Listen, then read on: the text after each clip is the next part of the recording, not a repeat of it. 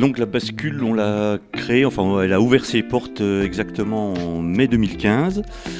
On pourrait peut-être dire pour commencer qu'on n'a pas acheté cette maison parce qu'il y avait un bar dedans, avec l'idée d'ouvrir un café culturel.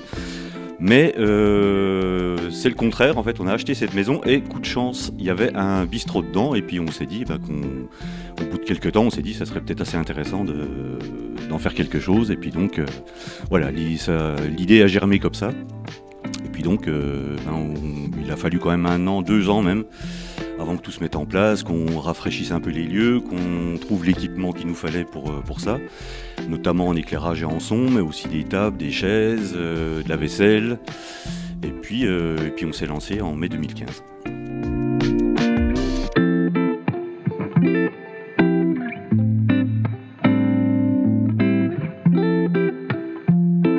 On essaie de proposer des événements assez variés, autant dans les styles musicaux que dans tout ce qu'on fait, c'est-à-dire on fait en effet du théâtre et majoritairement des concerts, mais quand même aussi un peu de théâtre. Donc voilà, l'offre de concerts est assez variée, c'est-à-dire qu'on essaie de proposer des concerts dans des styles musicaux très variés. Que ça soit de la pop, du rock, du jazz, même l'année prochaine on va faire encore une nouveauté, c'est qu'on va se lancer dans le classique. Voilà, et puis on essaie de faire aussi 1 fois par an donc du théâtre, parce que c'est une proposition aussi qui marche très bien et que les gens nous redemandent, donc on le fait. Et puis comme moi je travaille dans le milieu du théâtre, j'ai quand même un petit réseau qui me permet de trouver des compagnies et de les faire venir ici. Donc le théâtre, on a essayé de faire quelque chose d'un petit peu original, c'est-à-dire de le proposer le dimanche midi sous forme de ce qu'on appelle un apéro spectatoire. Et les personnes viennent avec quelque chose à manger, on regarde la pièce de théâtre et ensuite on déjeune tous ensemble, voilà. Donc ça a des bons moments très, très sympas. Et très conviviaux, à chaque fois.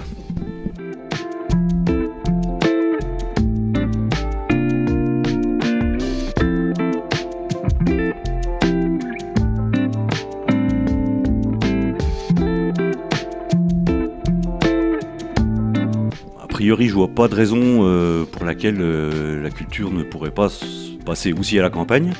C'est vrai que c'est plutôt un phénomène urbain, mais justement, c'est aussi un peu notre démarche, c'est d'amener la culture à la campagne en proposant ce qu'on fait, donc des concerts et du théâtre. Je crois que oui, après ce qui est peut-être le plus difficile, c'est de faire venir les gens à la campagne, qui est un public qui est plus difficile à faire venir au spectacle que le public citadin. Mais c'est pas impossible, la preuve par la bascule, c'est que ça marche. On a des gens qui sont quand même majoritairement ruraux, un public majoritairement rural qui vient aussi voir nos spectacles. Donc ça marche. Oui, puis on peut ajouter aussi que en ce moment, moi, ce qu'on remarque, nous, c'est qu'il y a quelques autres bars comme nous qui se développent un petit peu dans toute la région et qui accueillent des artistes. Et d'ailleurs, quand on a des artistes qui viennent un petit peu de loin, ils nous demandent s'ils peuvent jouer justement dans les environs. Et puis on s'entend avec d'autres structures pour que ça leur fasse une mini-tournée et puis qu'ils ne fassent pas des longs déplacements pour rien ou pour peu de rapport qualité-prix, quoi. D'ailleurs, on est déjà en contact avec quelques salles des environs. Et ces salles, on leur propose, quand il y a un artiste qui vient justement, comme dit Christine, qui vient de loin, on essaie de les contacter pour voir si des fois ça les intéresserait de le prendre aussi, ou de les prendre aussi pour qu'ils rentabilisent un peu leur voyage, qu'ils viennent pas juste pour une seule date chez nous. Et des fois, ça arrive, ça c'est déjà vu.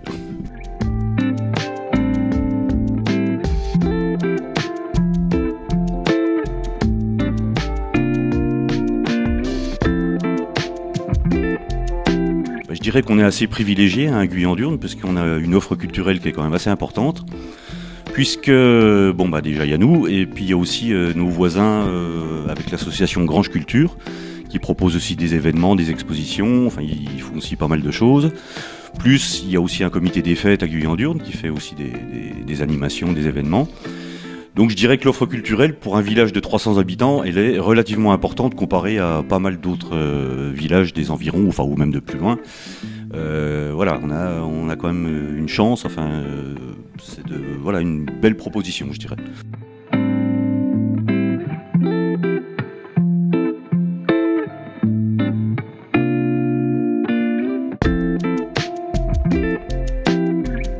Ah ben nous, on a un public qui est très large et on a pas mal de personnes qui viennent de Besançon, voire de plus loin d'ailleurs, et qui se déplacent justement pour faire. Ils viennent de la ville à la campagne pour venir voir les spectacles et ça nous réjouit parce que ça fait un brassage de population qui est intéressant. Et non seulement le public, mais aussi les artistes, parce que maintenant la bascule commence à être. Bon, sans exagérer, mais enfin on est quand même assez connus. Je reçois souvent des propositions de groupes qui viennent d'assez loin et qui nous sollicitent pour venir jouer chez nous. Ça arrive très très régulièrement maintenant.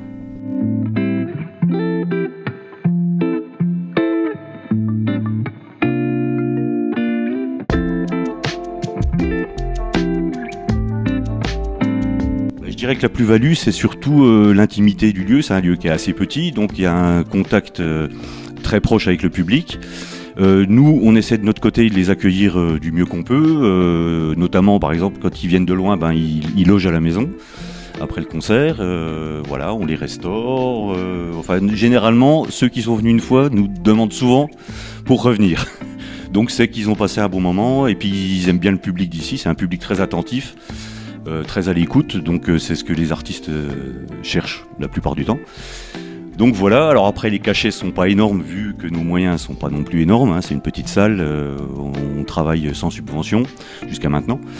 Et puis, mais enfin bon, il y a une qualité d'accueil qui fait que les artistes sont très contents de venir et de revenir.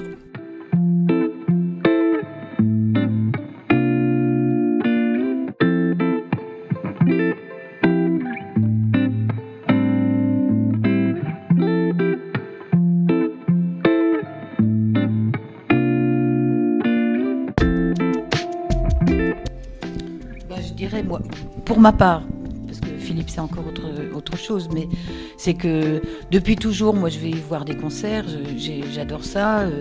Moi aussi. Philippe aussi.